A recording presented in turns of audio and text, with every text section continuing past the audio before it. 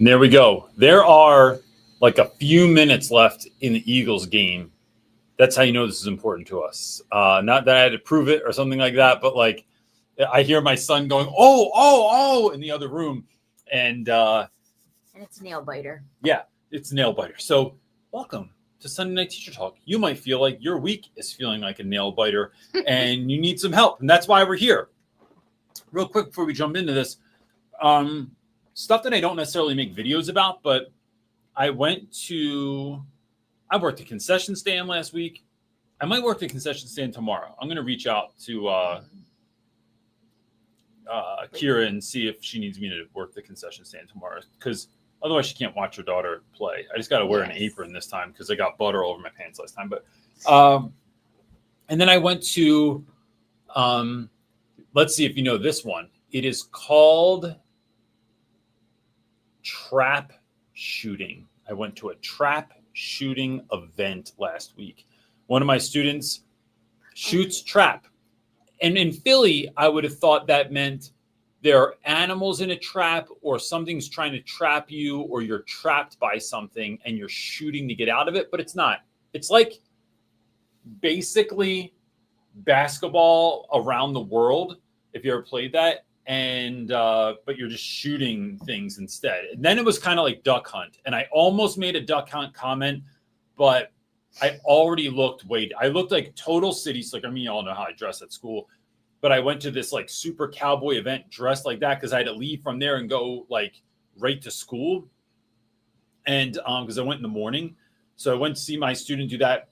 And it was just another reminder. I mean, one of the things has really been such an enormous blessing of being at a new school is a lot of you might be thinking, I'm at this school. You might be at a school and you're thinking about moving. You're at a school. Thank you. You're welcome. Thank you for dropping off our co-host. A lot of you might be thinking about moving schools, and you think like, man, but what I do works here.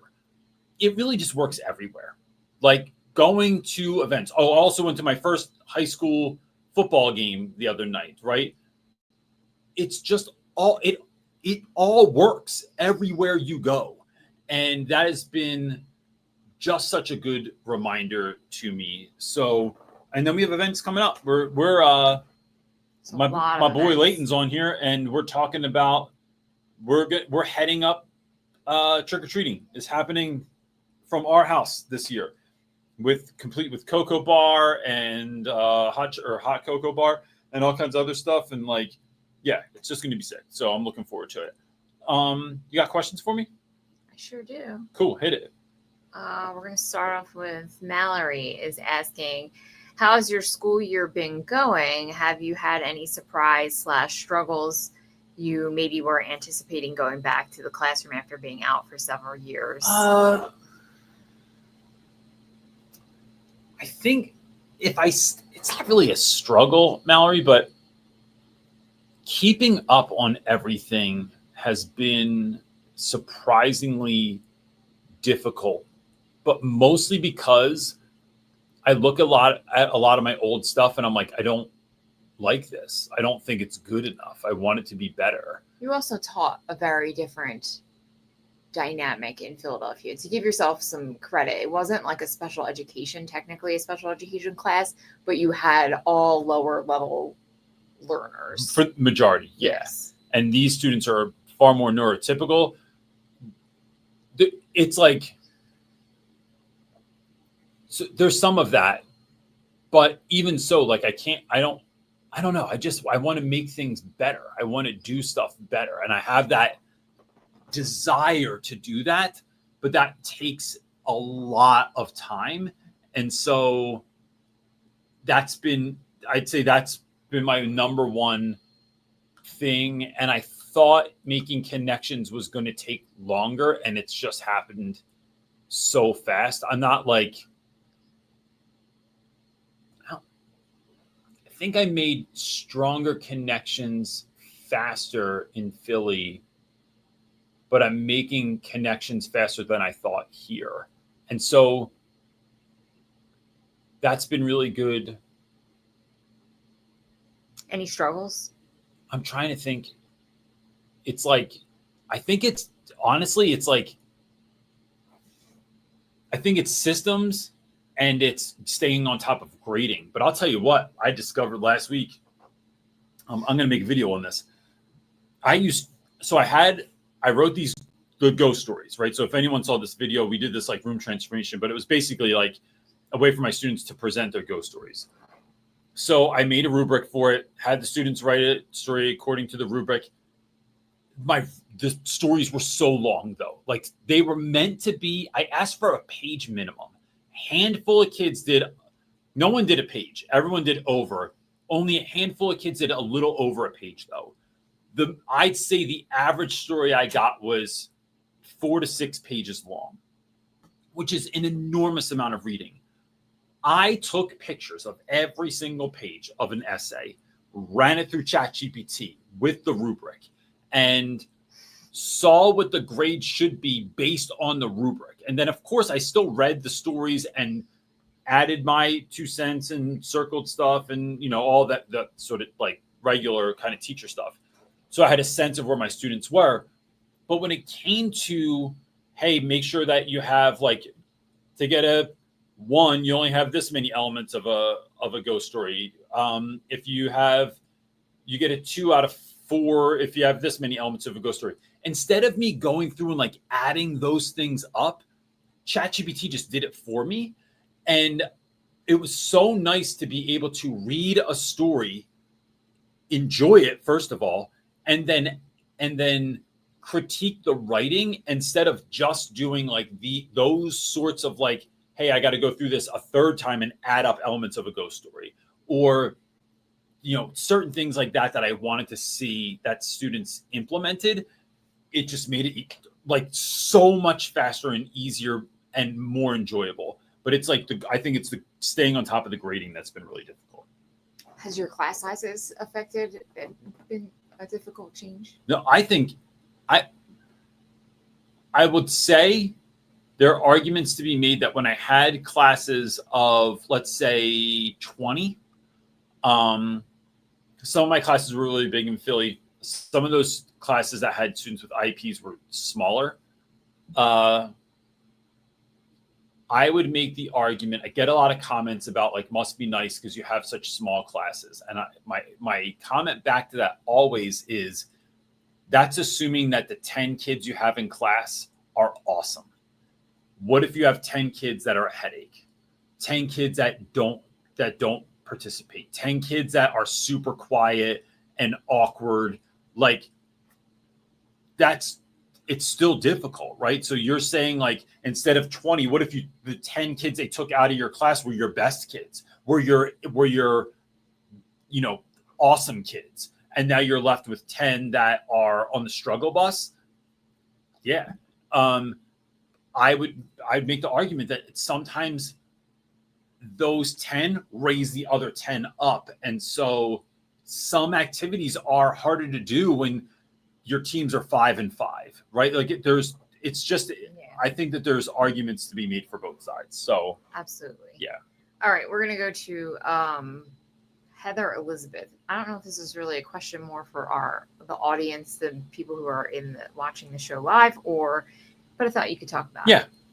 Heather saying, I've been mostly a middle and high school teacher for the past 25 years. So science and most recently computer science. I have loved that, but was having issues with administration.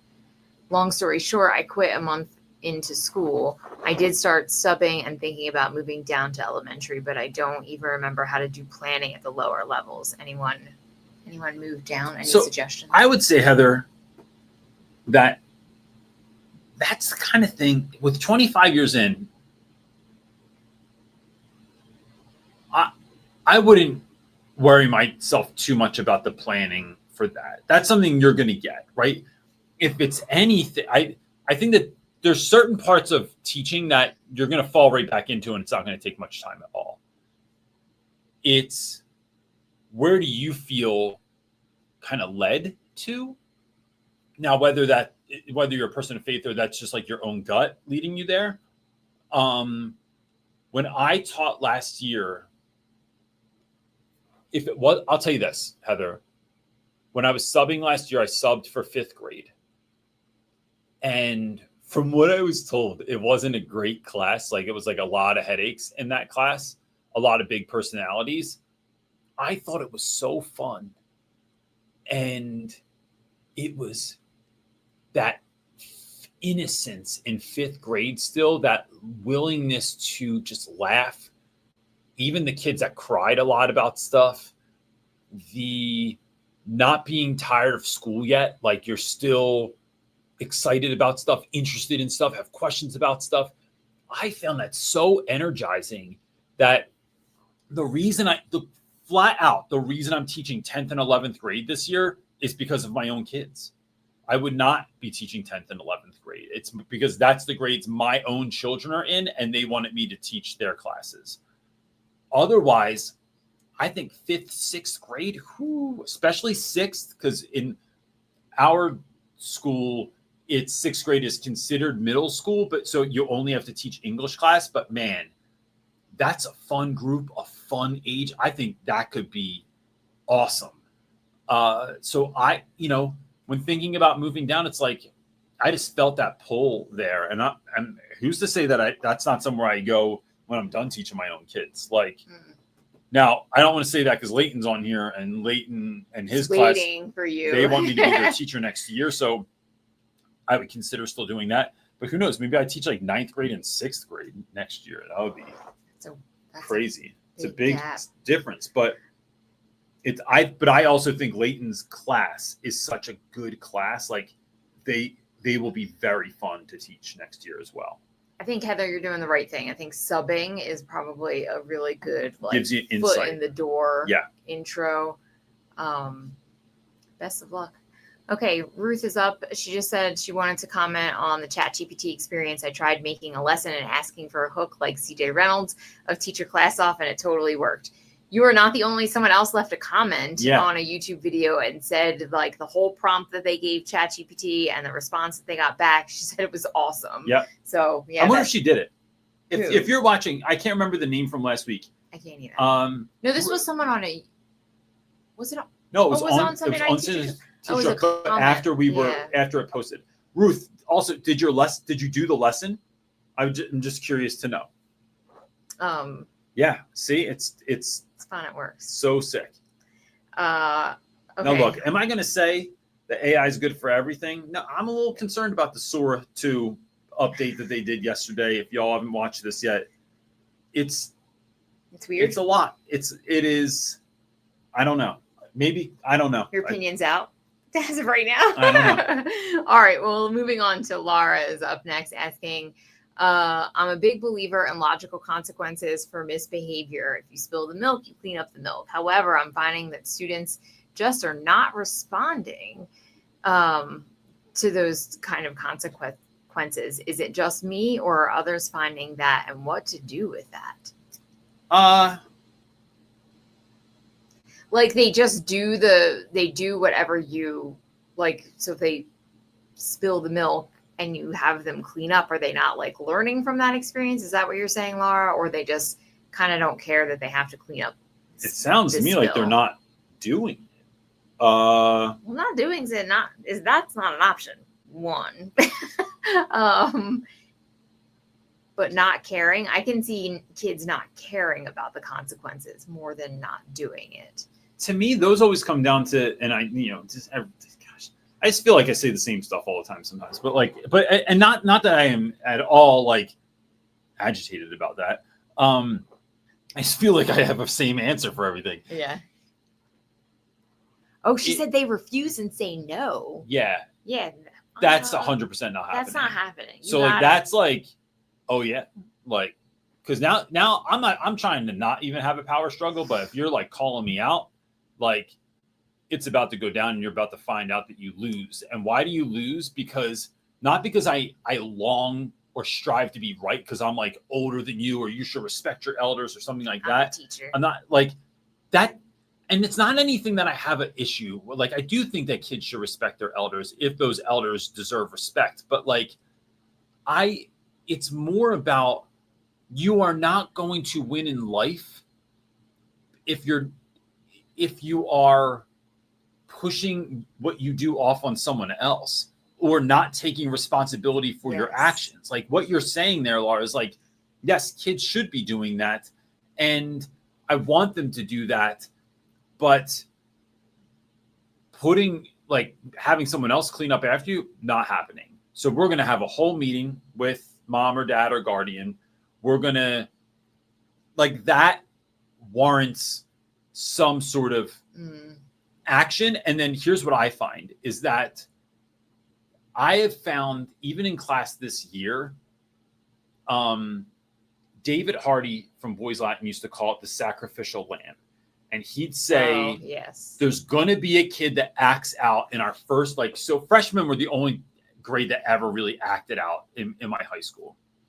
He would say that someone's going to act out in our first, end of the day. They have all the freshmen come down into the dining hall, and there was going to be this kind of meeting. There was going to be someone that fell asleep, someone that talked, someone that had their phone out, someone that did something you weren't supposed to do, said something you weren't supposed to do, and he was going to call them out in front of everyone. And I'm not advocating for this, but he would call him the sacrificial lamb. And he's looking for that kid because he knew that everyone else would act accordingly when they saw that we weren't playing. And I've seen this in my own class where there was a kid that was acting a fool the other week. He cheated. I think he was cheating on a quiz. I called him out on it, and he tried to make it public. So I was like, oh, you want to make it public? I'm good at this because I'm not going to get caught up in my feelings. I handled it, and I could tell immediately that everyone caught the vibe because everyone had only known me as I'm in the hallway blowing bubbles and being silly and being nice and checking in on kids and, whatever, doing that stuff. But they didn't know that other side was on there. And I just but I told them, this kid said to me later, he said, you went full Philly on them, Mr. Reynolds. And I said, bro, you don't even know. I said, what you felt there was a little, I said this, you felt a little heat from the dragon's throat and you thought it was fire. I said, you didn't even see the fire yet. I said, but I'm not trying to threaten you. I'm not trying to get there. Right. But I'm just letting you know, if you push, there's consequences to that. But again, because it serves you in your life, that's all I'm trying to get to. So I'll leave it at that. But I think I would have that conversation one-on-one with that student first. Yeah, would you try that for sure. before you Yeah. bring parents or any of that Yeah. in and talk about that? And if I felt like that kid real world. without an audience wasn't feeling it, then now we got to have another conversation with more people. Yeah. Right. But if you can catch what I'm doing, maybe they had a bad day. Maybe they were going through something. I'm just thinking about, the conversation we had an internal conversation about a student the other day. I'm not going to even bring it up because if someone watches this, they're going to know exactly what I'm talking about. But that kid has bad days and then they act defiant. Right. So what I have to do is help you to figure out what to do on bad days with the child. When you're having a tough day, let me know and I can handle it accordingly.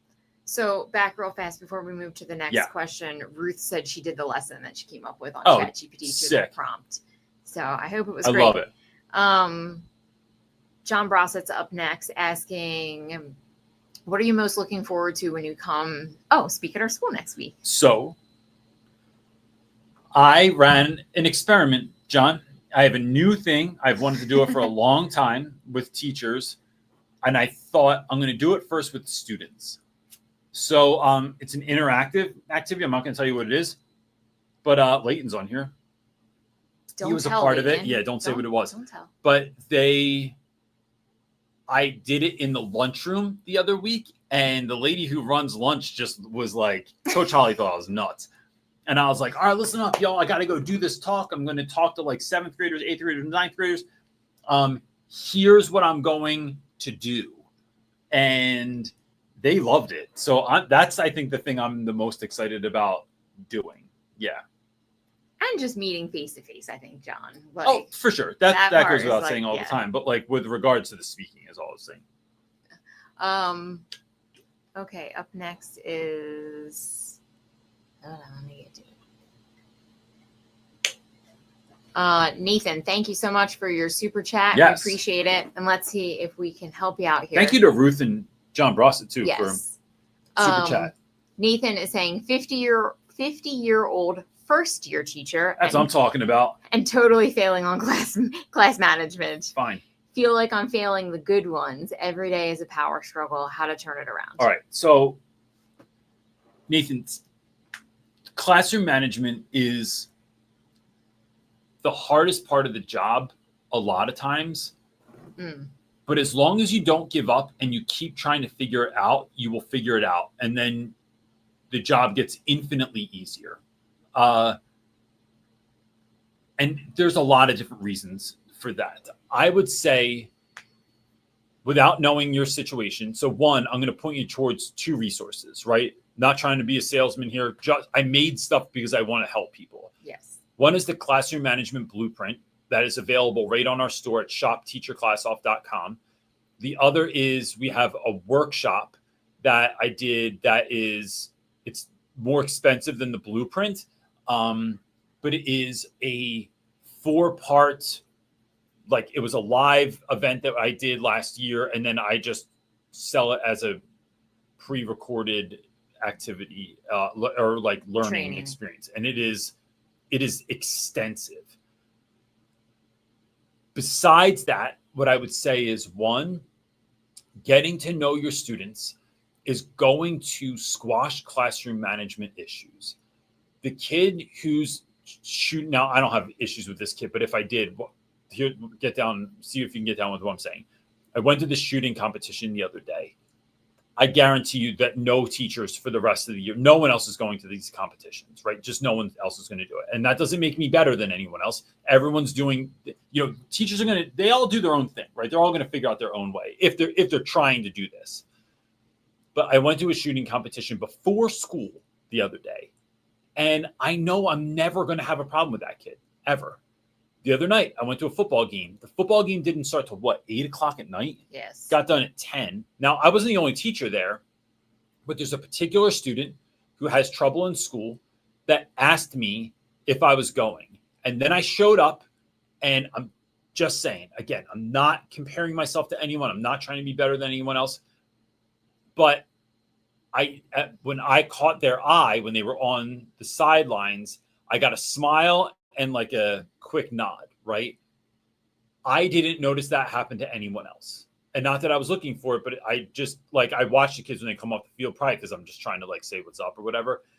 But I know that was a big deal. I'm less likely with that particular student to have more issues going forward.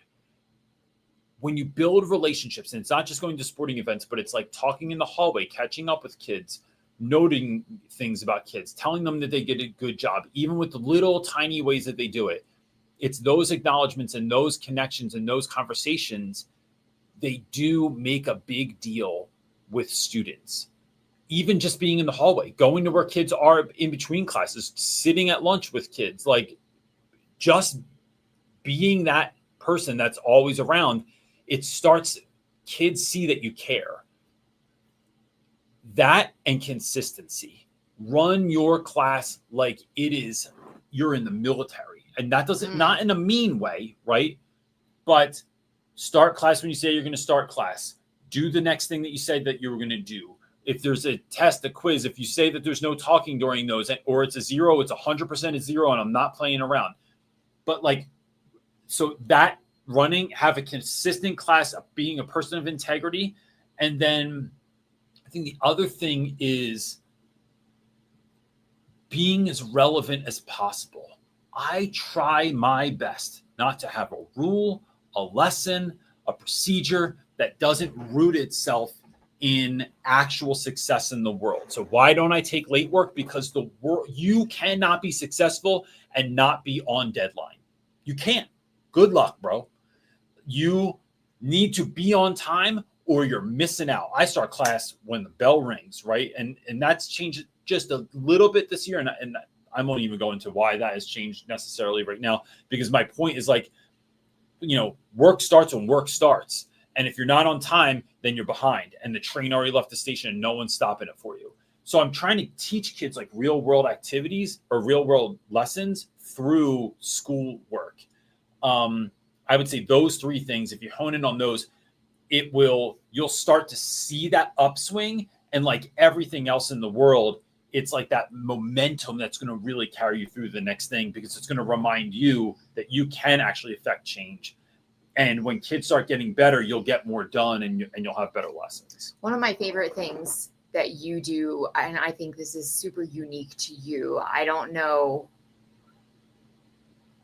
our God-given human nature is like the power struggle thing happens. And I think that's the natural first response of teachers a lot of times. And one of my favorite things that you do is so well is that you don't ever create a power struggle. So I would say, Nathan, it is really worth getting you can get the training, the in-depth like training will go more in depth, but man, it's $25, but the classroom management blueprint on our store, CJ gives his actual scripts of like what he says to like for different behavior things that are completely, what's the word I'm looking for? Like there is no power struggle. Like that part disappears. It's real. Like, I just want to help you and you're not being your best. And it's about de-escalating. He like behavior. Just the way that you do it is so clutch, and I love it. And I think it's done so well. And most people don't handle situations like that.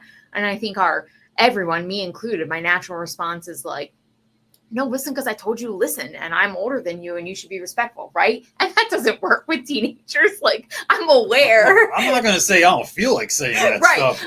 That's what I'm trying to say. Like, bro, what'd you just say? Like, that's what I'm trying to say. It's like it's all of our natural like reactions. Yeah. It's supernatural to have, but it really doesn't work. And so, that's one of the things you said is a power struggle, and I just think of that when I remember like building out putting together the document for the blueprint, and I was like, oh, this is worth its weight in gold. Just to have these scripts. Like if I were a teacher, I would want that, because that would be a struggle point for me as well. The best part about getting a compliment from you is that I know that's real, because you will keep it 100 with me every time. It is, because I like you and Brody. That is true. Brody, how'd you like that dinner? It was all right. Yeah. I thought it could have been better. Okay.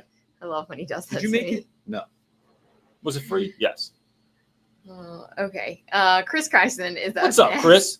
He's asking, what is one question you are surprised that nobody asks you, or that you wish you were asked? That's Chris. This is one that's like the air is going to go quiet because it takes a minute to think about. That I don't know that I'm going to have a good answer for that right away. I feel like we've done this for so many years at this point that I feel like you've been asked just about everything. You've been asked everything from how to handle racial things, being a white teacher of colored students, to like all kinds. You've been asked the gamut. I don't know. I don't know that I have an answer right now, Chris, but I think that some things that don't come up, that I won't say I wish would come up. Like I want to just do, like some of them are hard, and like someone's going to soundbite you and you're going to get canceled. But like sometimes it's when you don't have the same views as your students, whether that's, I will say it's sometimes I won't say it's difficult. There's a difficulty though in navigating political, religious, value-driven, like kids will drop some stuff that you're like, man, I am either not on the same page as you, or I'm adamantly against that sort of thing. Things that would be conceived or are blatantly racist or sexist or phobic of some kind, right? I think the hardest part is when they're bound in that they really think that it's right. Yes. Like that. Or you're pretty sure it came from home and it's like, this is what my parents say, so this is what we do. That sort of thing is that's hard to wrestle with. But when you create a classroom that is rooted in relationships where we talk about anything, that's difficult. And I think that deserves more conversation, probably. I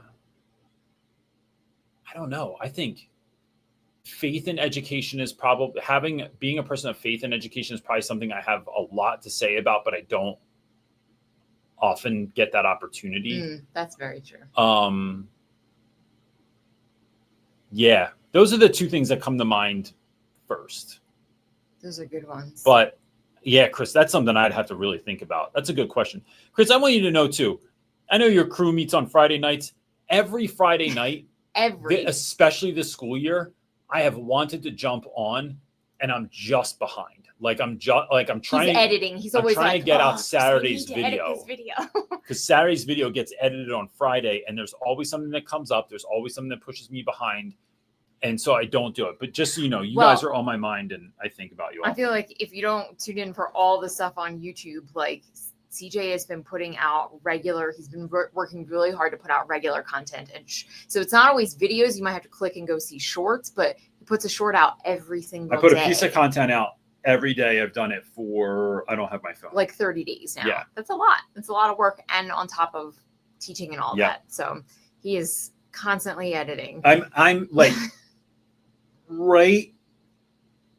if I'm thinking of Fortnite, it's like the storm is behind me. I'm like right in front of the storm. Like it's kissing my heels as I run. And if I trip, then I'm behind, right? In all things in my life. I'm like right, like, shoo, man. Yes. It's a true blessing right now. Like I'm like, God is keeping me right in front of the storm. Getting it done. All right. Isaac is up next asking. It's Isaac. Oh, sorry. Isaac is asking. I got you, Isaac. Don't you worry about it. A computer science teacher here. What would you recommend to have the attention of the class using computers, 12 to 13-year kids? Some kind of guided tutorials. Greetings from Spain. That's awesome. Hola. So, Isaac, I really think, so when I'm thinking of computers, I'm thinking of this is the future of everything, right? Like, and I am enamored by this stuff. But I think it's really figuring out what kids are interested in and then helping them to learn things through that. So whether I'm doing maybe I'm doing some coding, maybe I'm doing video game design, maybe I'm using AI, maybe I'm learning about things like prompt engineering and things of that nature, using AI for basic coding, all the power that's wrapped up in that. Maybe I am learning about marketing, editing, creating content online. I mean, the number one job in the world. Well, I don't know if it's in the world. I'm pretty sure I know it's in the US. More kids want to be YouTubers than anything else, but they have no idea what that really entails. What is marketing? What is a click-through rate? What is view duration on YouTube? What is all these sorts of things? I would be really looking at where do kids' interests lie in the moment and in their future, and then how are we using this class to help them see that thing and really do something with it, to really, so that it's not just, I feel like computer science could be a class, and like many others, that is so rooted in like, hey, here's the curriculum that we have and this is the kind of stuff that we do, but it's like, is that stuff even relevant anymore? Maybe it's website design, there's a lot of that stuff, but I would really look at where kids are, what their interests are, and who they want to become, what's really important right now in the world of computer science, and then rooting it in that. I think that also makes a class that's super fun, really engaging, that kids want to do.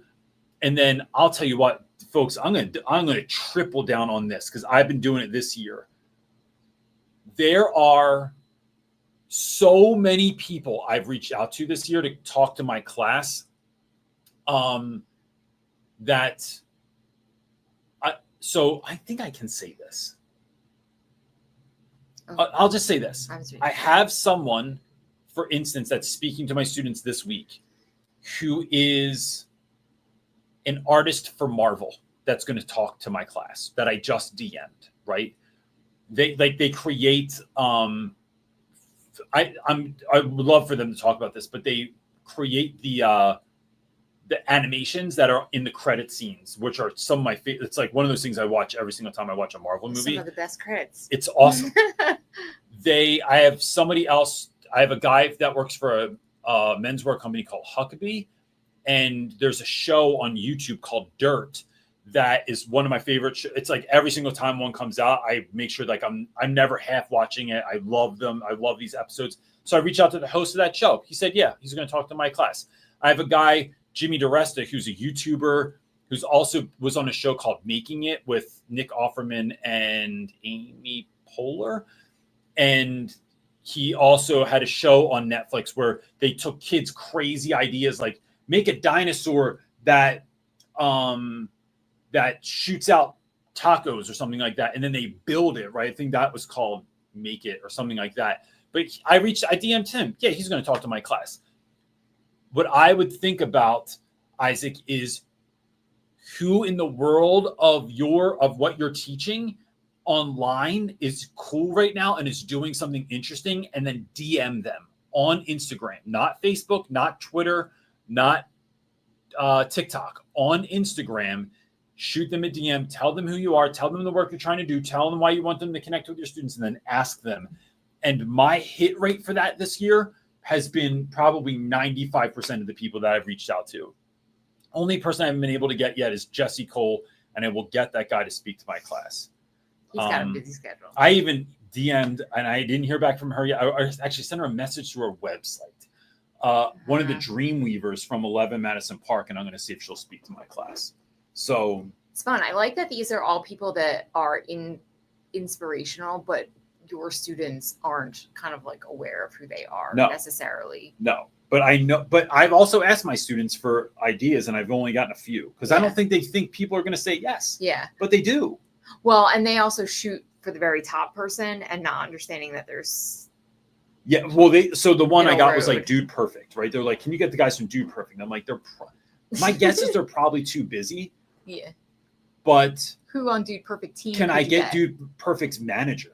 Right. Can I get their creative director? Can I get their people that set up the stunts, that do the filming, the editing, all that? Like, how do I get those people? And I think that's just as cool.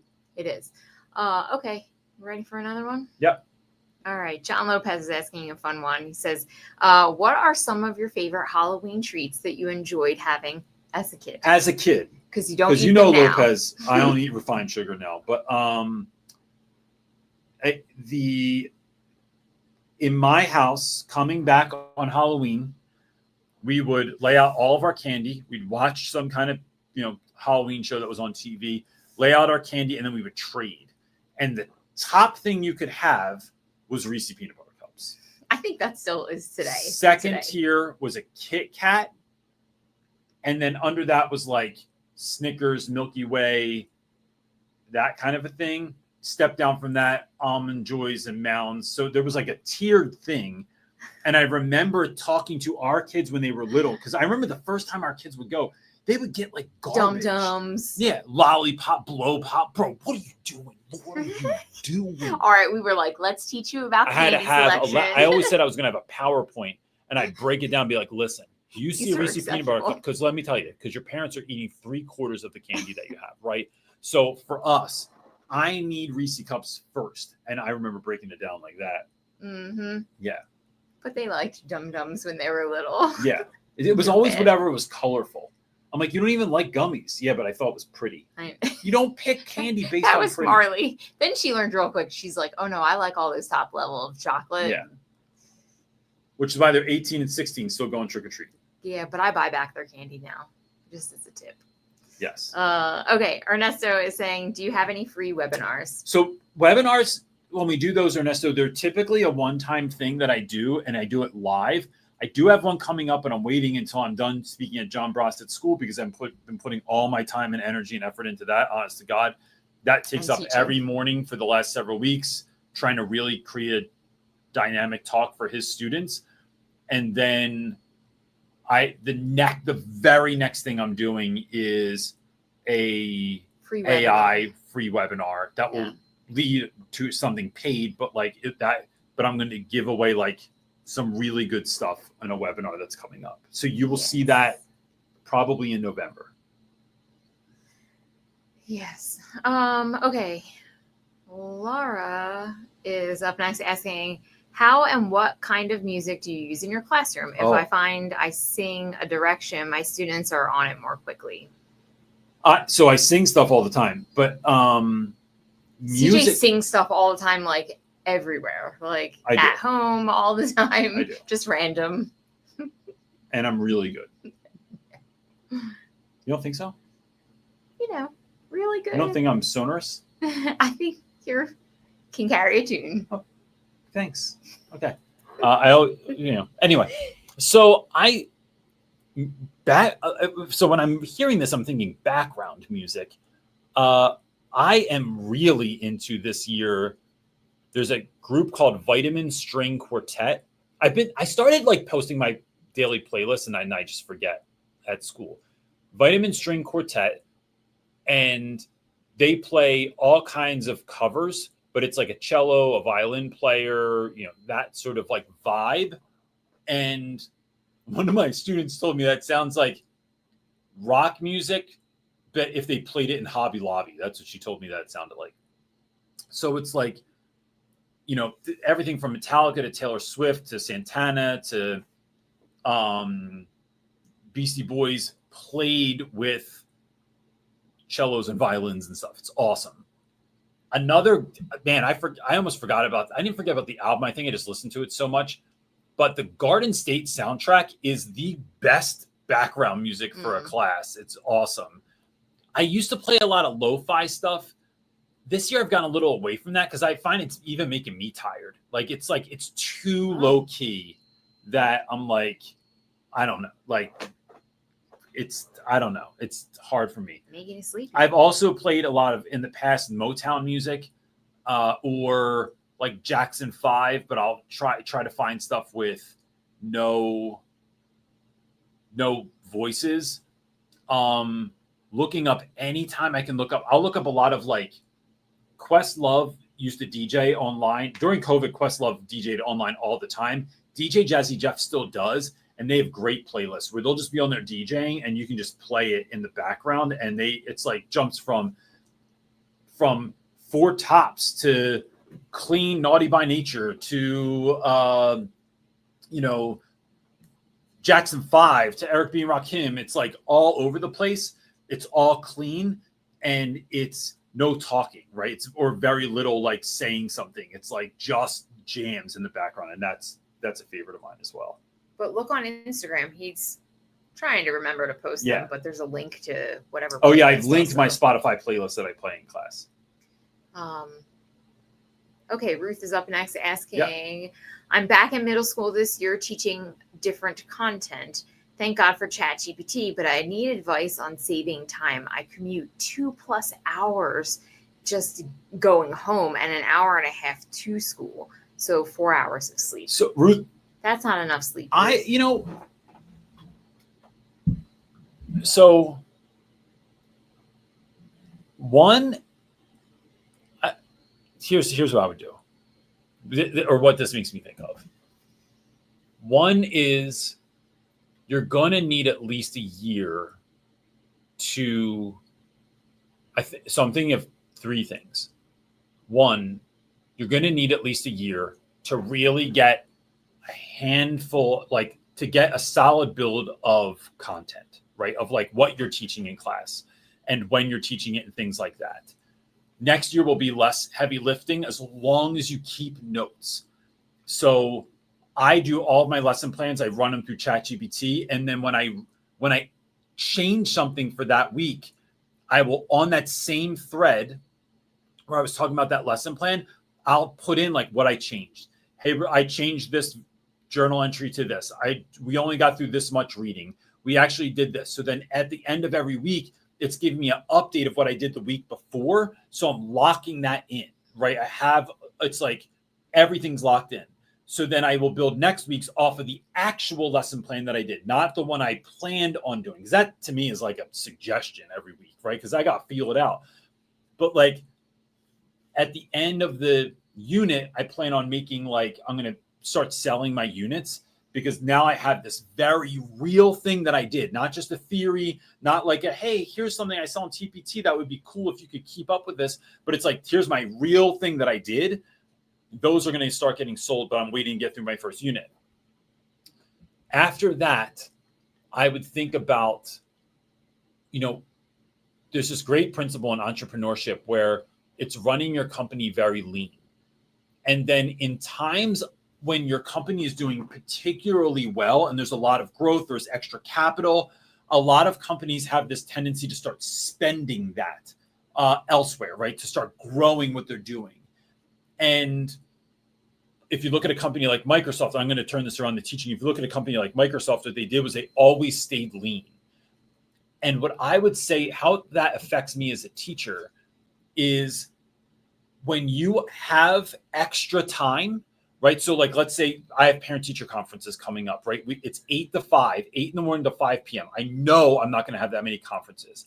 I could use that extra time to go home, to take a long lunch with my friends, to go like do other stuff. Instead, I'm planning, right? I'm keeping just as lean, just as targeted and intentional of a schedule so that I can maximize it. I have been doing this on the weekends too. On the weekends, I've been getting up about 5:30 in the morning still because I am finding that I get more done and then I can have the rest of my weekend. I'm not sweating it because between 5:30 and if my kids get up at 8:30, it's 3 hours before I'm having coffee with my family, before I'm even having breakfast, before I'm even going out and doing anything. It's 3 solid hours of no one talking. It's just me and the dog getting stuff done.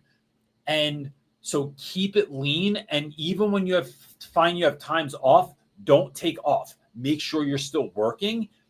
And then my other thing is using that commute to build yourself up. I would be incredibly intentional about what I'm listening to, whether it's an audiobook, it's a podcast, it's music that I like, so that I'm filling up on my way to school and I'm filling up on my way home.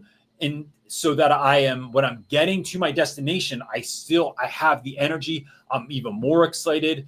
Like there's certain podcasts that I listen to, certain people I listen to, certain pastors I listen to that I am pumped up after I listen to. I would be using that as a fueling time because driving can really take it out of you.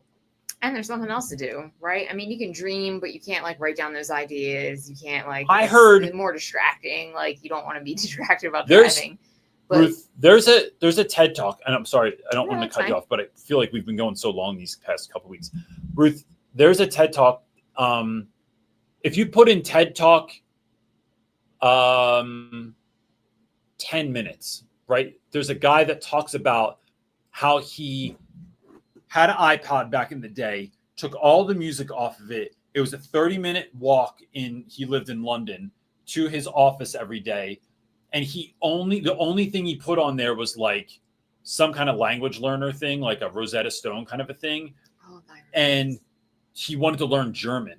He's like, so 30 minutes a day, 30 minutes there, 30 minutes back. All I did was practice German every day. He goes, and within a year, he took an immersive 1-week trip to Germany. Then his family came and met him there.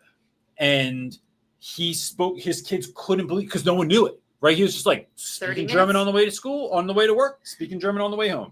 And I remember hearing Wayne Dyer talk about that. He's like, you have an hour-long commute, you could know Spanish fluently by the end of the year. So Ruth, it might be fun to think of something that you really want to learn about, right? Maybe it's personal finance or it's Spanish or it's, whatever. But like, what could you be an expert in by the end of the year just because you have a long commute? I'd really consider it. Or even time management. Like there are books and podcasts and people who are like experts in like cutting down and really having that like lean schedule with tips and tricks. You could listen to that sort of stuff. You could learn an enormous amount. And then do you have any quick tip for her in regards to grading? Because grading takes ChatGPT so much time. But you have to be very specific about it. And I wouldn't just outsource it. I don't think grading through chat, if I'm not reading the answers myself, but if I have multiple choice, here's the beauty of it. I have a multiple choice test. And as long as kids write legibly enough, which is mostly the case, I'll run it through chat and then I'll ask it to run me a report. What were the words on the vocab quiz that the most kids had a hard time with?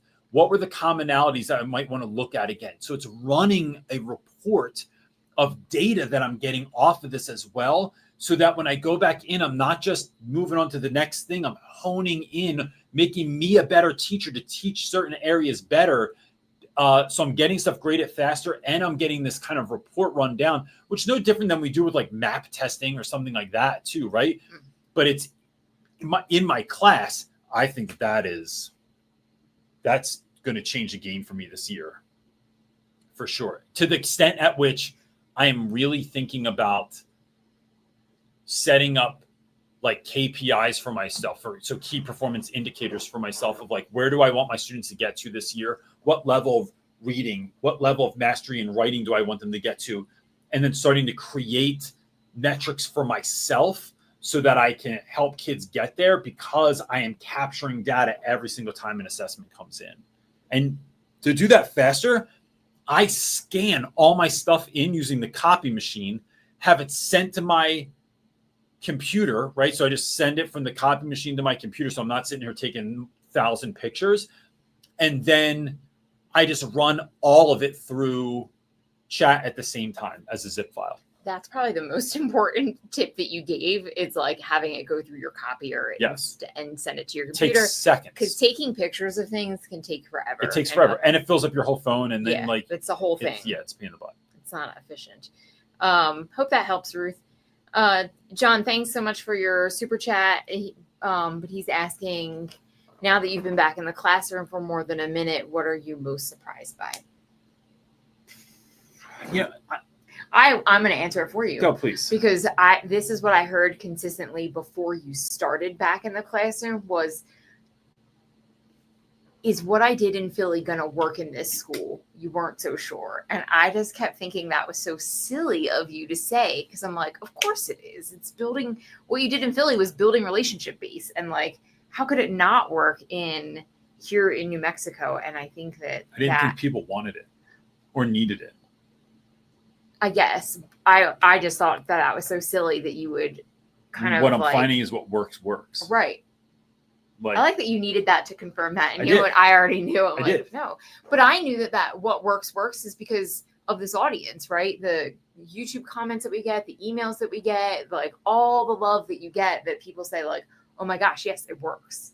Yeah. Right. It's like, so I'm like, why would you even think that? And so for me, I'm like, that's gotta be the most surprising thing for you. What works. Like, yeah. And so if I'm saying to run a play, look, gang, there's no world in which like I don't make that much money off of what we're doing here, right? So like I would never tell anyone to do something because I don't know, I was gonna, like it was incentivized or something. But when I tell you to blow bubbles in the hallway, when I tell you to eat lunch with your students, when I tell you to just talk to kids about things they're interested about, and don't ask kids things like how's school going, like stop. But ask about the patch, the pin that's on their backpack, the t-shirt that they have on. Like these little things make the biggest difference.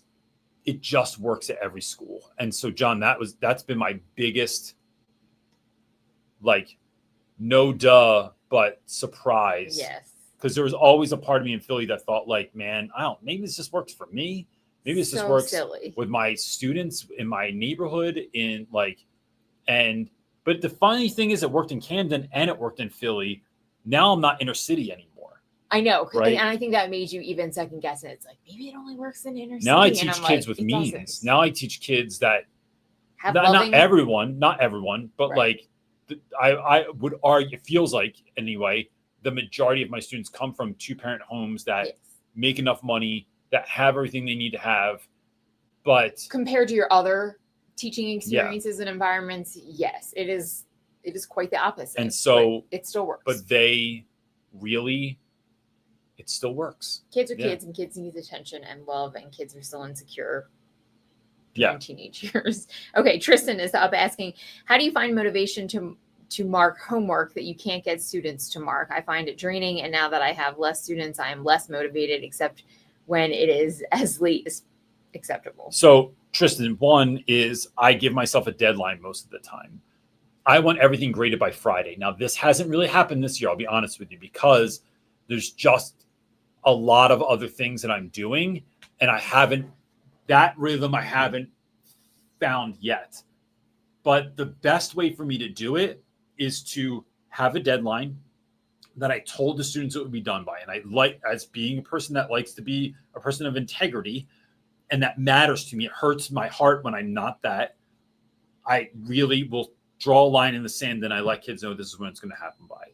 The other thing that I always find is I make an event out of it. Like when I come into my office at night and I'm doing work, like after dinner, I turn on my lights, I put on a radio station or a playlist that I like. I clean off my desk. Like I work better like that. So I'm like set up for success. I close my door because otherwise the cat comes in and wants me and is like on my desk and wants to hang out. And I'm like, can't do this. So like if the animals are being needy, they got to go out. I close the door so everyone knows. And then I earmark an amount of time. I don't try to get everything done at once. But if I say, yo, I could put an hour in right now and I'm going to like put my jams on. So I'm like drumming on the desk while I'm doing it, or I'm like marking it up, or I'm like, I just try to just be where my feet are and I remove distraction. I'm not also on my phone. I'm not also doing anything else. I'm just grading and I'm trying to dig. I'm trying to dig the hole, right? I don't have to dig the whole hole, but like, can I get a couple shovels done? And I rigged the game to win, right? So I'm minimizing what my ROI or like what my investment is, has to be for that moment. And then I find that, and this has worked for me forever. My wife can attest. We literally just talked about this. I said one of my favorite things that CJ does, because I started back up at the gym and I'm like, I hate the gym and I hate going. He's like, rig it to win. The reason CJ has gone to the gym over 600 days straight or some crazy amount, him and Birdie, it's because they rig it to win, right? We go in, we do these like minimal amounts of exercise. We can do more if we want, but it's like, but we go every day. And I first started going with them and I thought, this is too easy. What you doing? Like, you dogged me that first day. I did. The first week or two, I was like, this is way, like, I feel like I'm not getting a workout. Like, nothing's going to change. Nothing's going to happen.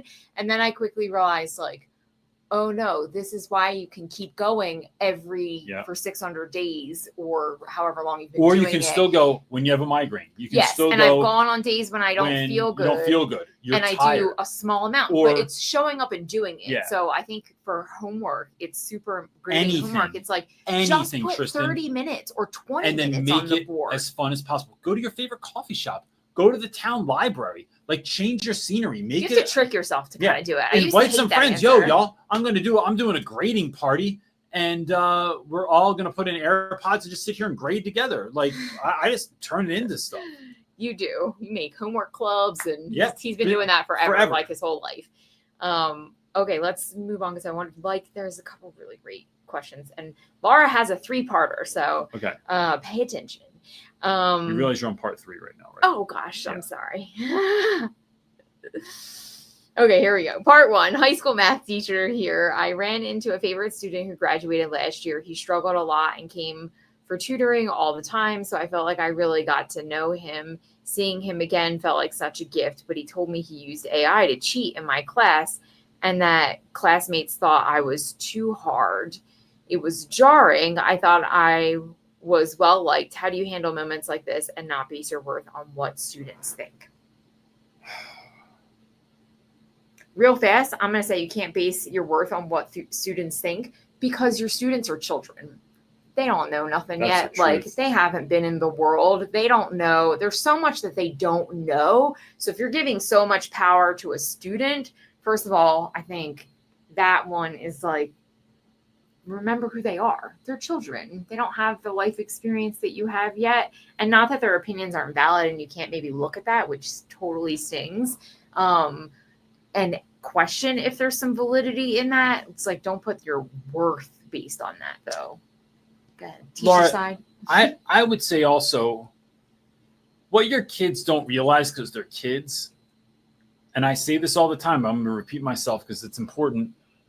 Everything you want in life is on the other side of hard. And if you think this class was hard, bro, you're in for, and I sound like an old person, right? I can hear my parents coming through me right now. You're in for a rude awakening. Life is very hard.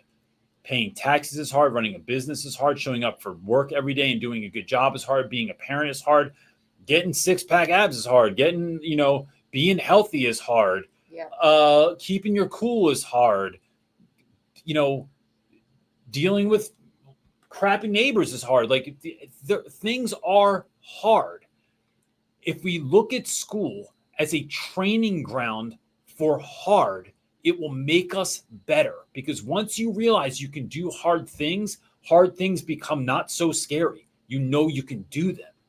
And so if you're cheating, it sounds like a bumper sticker. You're really cheating yourself, right? Because you're not learning how to do hard things. It's not just that you're not learning how to do math or English or science, though I understand that as well. But you are setting yourself up for failure, because cheat through high school, then you don't know how to do it, and you don't know how to do hard things. You're going to get to college, which is going to be infinitely more difficult, and they do not care about you. They don't care if you fail. You're just going to make them another $7,000 when you have to take that class again. So now you don't know how to do hard things, or you're going to cheat your way through college. And then good luck with that, because now you're just a cheater at heart. That's who you are. That's the only way that you can find success. So now you're going to get into the workplace, and good luck trying to find a way to cheat there, right? And then you're just going to just fail because you didn't learn how to do hard things. And that I would, with a student like that, if I had that conversation, I'd 100% lay it out like that and let kids know, like, first of all, I want you to know that hurts my heart because I worked so hard with you and I thought I helped you. And to know that you were lying to me, I just want you to keep that in mind. When someone's showing up, giving their extra time, energy, effort, and attention to you, and then you blatantly lie to them and then move on, that is hurtful. You should feel hurt by that. I would be pissed off by that, but I would let that kid know. I mean, I'm not just going to laugh with you about it. The other side of that is knowing that, yes, they are kids, and using that not as just a loss, but as a lesson, and figuring out, maybe, right? It's worth asking yourself the question anyway. Is my class too hard? Why would it be too hard? What could I do better? What could I do different? How could I serve students? Like, it's maybe letting that enter your thought process to see what you could do better. And I want to leave you with this too, Laura. Like, I had a conversation with a student last week that called me to get some mentoring. I haven't talked to him in ages. And it was such a wonderful call. I felt like I was on fire when I was done. And he was a kid that really struggled in school. He's a kid that's been struggling in life. He's had a lot of huge challenges, and he's trying to figure things out. So he called me to help him do that. Don't trick yourself that this kid that cheated their way through, that lied to you, that told you all this stuff about the kids and how they thought your class was too hard or whatever, they are not indicative of the children you have been there to serve. Amen. That there are kids out there that are like, nope, Mr. Hart was Dayhart, Miss Laura was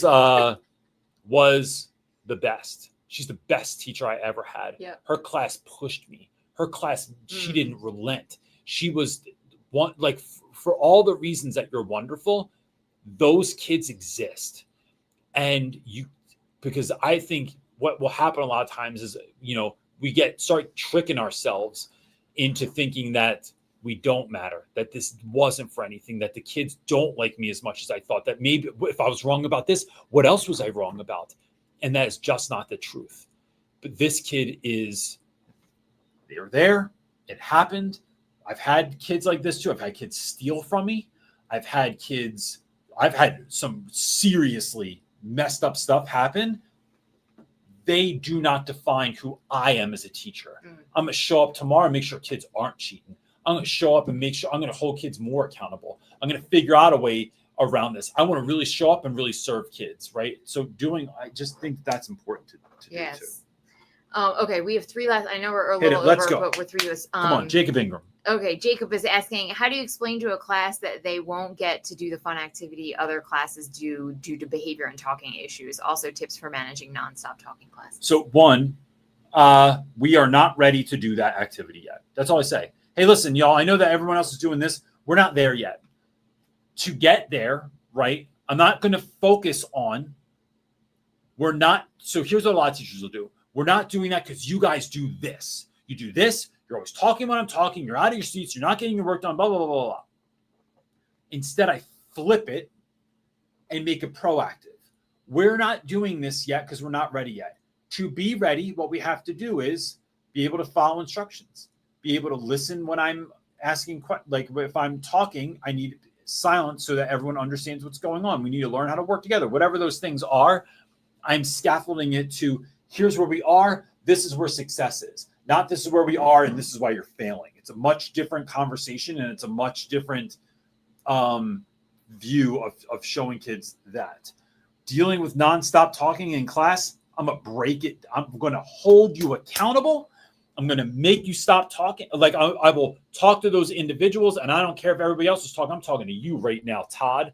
And that's why we're having this conversation, because you keep talking when I'm talking. And even if everyone else is talking while I'm doing this, I'm looking dead in your eye and letting you know that I can't have you do this anymore because you're getting in the way of your own success and the success of others. Stop now. I am holding kids accountable by having timers on. I'm holding kids accountable by not being afraid to have those conversations with students. I am moving everything forward by being a person of integrity. And when I said that it was done in 5 minutes and I'm collecting it in 5 minutes and you were talking for 4 of those and now you don't have enough time, I'm still collecting it anyway. And I'm giving you the grade that you deserve. And then I'm going to give out grade trackers at the end of the week so you can see how this is affecting your grade. I am constantly doing that, and I'm writing furious amounts of emails home every day if I have to, because I can use ChatGPT to help me do those things where I tell it what to say. It makes it all pretty. I can send that off, take out all those M dashes so it doesn't look like you did it, and sending it off. And I am getting, Jacob, those are moments where it's like, I am going to Care Bear stare this situation. All the 80s kids got that, because I am focused so much on solving this issue that it has to become less of an issue, because I'm going to give my all to it. So I'm doing all those things and then getting excited about it, because I know what's on the other side of that is participation, is success, is student engagement, is, yeah, we all get to go do this thing. That's what I'm looking for. Okay, Jacob has another quick Yep. question. He said, do you have any plans for the bubble mics to return? Man. Mine broke and super glue only held on for so long. First of all, that's awesome. I do. Let me tell you, my new plan, I'm actually talking about this today. The way that we did them before it's not sustainable, Yeah. right? We painted them. There was lots of layers. It took a very long time to do each one. So what I have to do is get them made, but I need startup money to do that, because I got to get like 1,000 bubble mics made in like China. It's like the minimum that you can get. We looked into it. It's like China or Indonesia. There's like not a lot of places, like, if any, I don't think we found anywhere in the US that does that level of production. So I have to get like the startup capital to do that, to have like 1,000 bubble mics made. But it's on our want list. It's the conversation after we get done this. It's like I have 3 things to do after this, and that's one of the conversations. That and hands on a stick, because the hands on a stick, I don't know if you all saw it. My sign on a stick thing went viral on Instagram. It's my first post I've ever done that has over 2 million. First post I ever did had over 1 million views. This has got 2 million views, but the hand on a stick high five in the hallway thing blew up also. And I'm like, all right, let's start doing this. I want people to have things that they can use, that they can, that change the day. Yeah. So yeah. Okay. Another quick question is, Max, can you talk about, this is a great question, so I want to get this in. Can you talk about supporting yourself, a family, and a family as a male teacher? I would say, Max, as head of household and as an active participant in my family, in my kids' life, it is about pouring into me first. I get up every day at 5 with plans to start waking up at 4:30 or 4, but I just have to go to bed earlier than that. And we eat dinner late, so I'm trying to figure. Don't. Anyway, Max. So, I try. But I do that because it takes me about 15 minutes to make coffee in the morning, let the dog out, that kind of thing. I spend 45 minutes praying. So one of my plan in there is putting Value God system. first. I then have an hour and a half for me. What am I doing? Am I working on work? Am I working on me? Am I tracking stuff? What am I doing?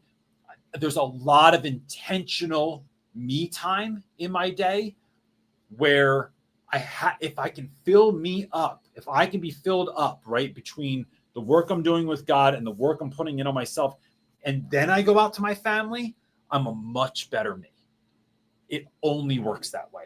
The more, and Saturdays are a Sabbath for me, which is incredibly difficult some weeks because I just want to work.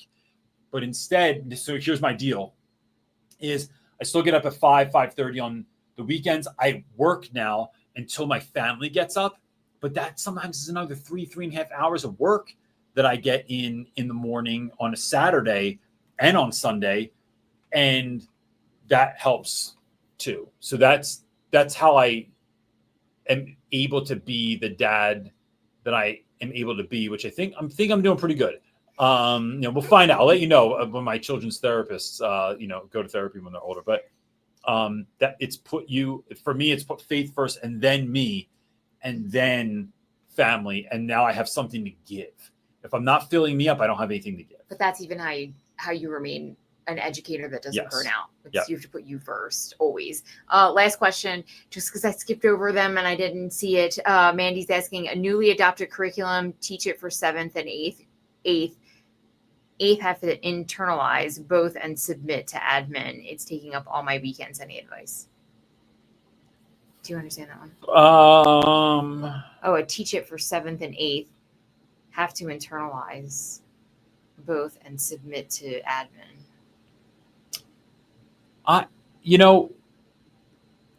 So Mandy, first, if I'm understanding, I'm not quite understanding what you're asking, but I can still give advice because I know there's like the underlying cause of what's happening, right?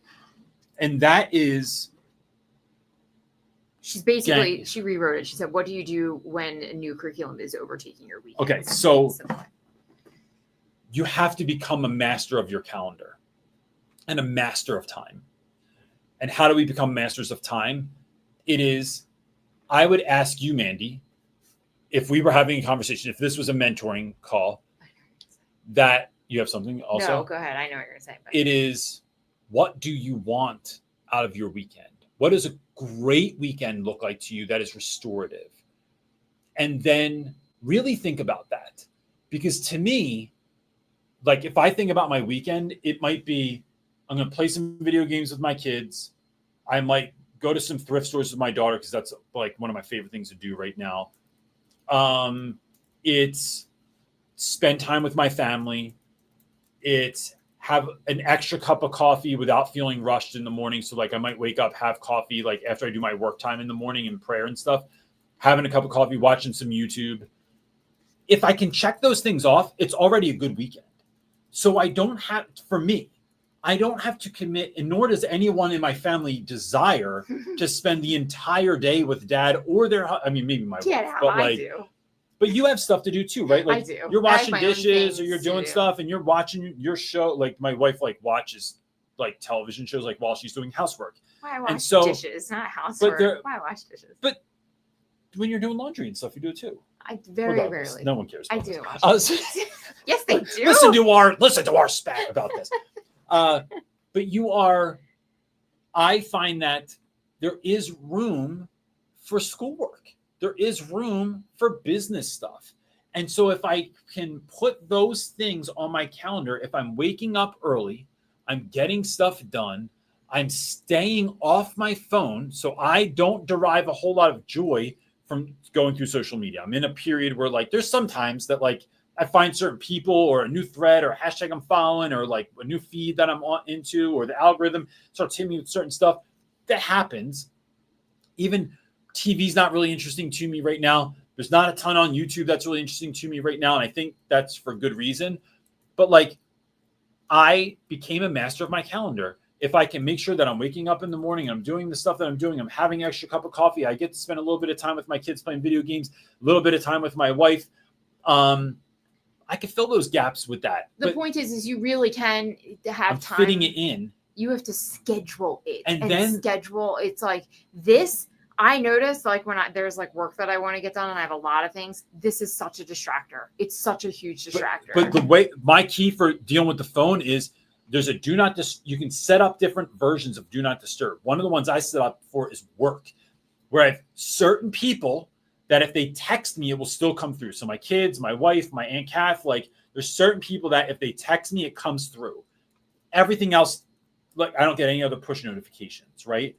So that it's there for emergencies, but I'm not going to get like the newest email that comes through or something like that, social media posts or something like that. The other thing is then when I have that time carved out that I can work, it's incredibly intentional. And I get super focused knowing that I have 2 hours to get this done. Parkinson's law, right, says that an activity takes the time, the amount of time that we give it. And so if I give myself 2 hours, what would this look like if I got it done in 2 hours? And then I start, now look, I'm not going to say you're going to get it done in 2 hours, but you will start noticing that you'll get more done. And the more we get done the work that each week, you'll find better rhythms that are going to help you get it done even more. So I think that that's a good start. It's not the finish line, but it's a good start. Yes. We good? Well, I mean, there's more Hour questions 20. than we have time to answer, but we appreciate you all for My kids are waiting for me too. being here. Marley has to do stuff. Brody's asking me to do stuff. I know. Yeah. Ready? Yeah. So with that, gang, if you need more help than this, I do mentoring. Your school can pay for it. Just go to my website, go to the little mentoring column, click it, and you can sign up for mentoring and do hour-long calls with folks. And I'm not going to toot my own horn, but I work in the last year, I've worked with multiple people that were thinking about giving up, thinking about quitting, thinking about they didn't want to do this anymore, that were about to get fired from their jobs. And now one guy I'm thinking one dude in particular, you know what I'm talking about, my man from Alabama, not Chris Carson, that is loving it. It's and just turned teaching around. They either shifted. love it, their administration has seen it, the difference in them, they get great observations, or it's like shifted everything. Not so it doing really it to is get paid. impactful. I do get paid because I got a family to take care of, but I'm really doing it to help teachers. Absolutely, if you need that yeah. help, it is there. And if you need me to Get your speak at your school to pay for school, click on this QR code that's about to pop up. And that's it, gang. We'll see you next week. Peace. Bye.